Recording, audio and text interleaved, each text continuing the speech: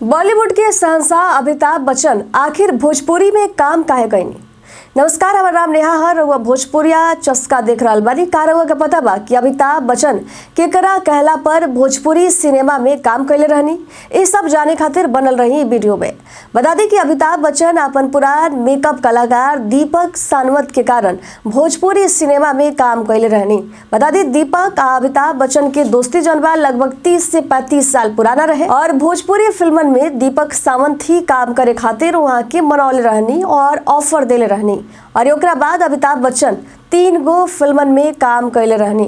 2006 में रिलीज भइल फिल्म गंगा अमिताभ की पहला भोजपुरी फिल्म रहे।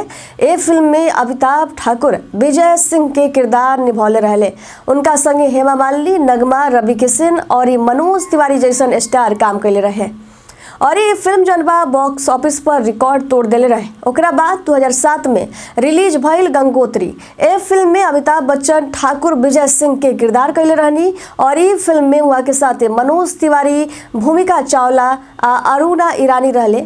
फिल्म भोजपुरी फिल्म इंडस्ट्री में भी एगो नया इतिहास रचलस। एकरा बाद 2012 में आयल गंगा देवी अमिताभ के आखिरी भोजपुरी फिल्म रहे। ये फिल्म में उनकर पत्नी जया बच्चन भी उनका संगे देखल गई।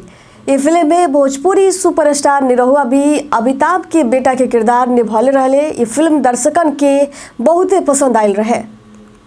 तो आखिरकार अमिताभ बच्चन के भोजपुरी सिनेमा में आयल बहुते खास रहल। उनकर 3 गो भोजपुरी फिल्म गंगा, गंगोत्री आ गंगा देवी भोजपुरी सिनेमा में नया इतिहास रच देलस। तो हमनी के ए महान कलाकार की कदर जरूर करे के चाही।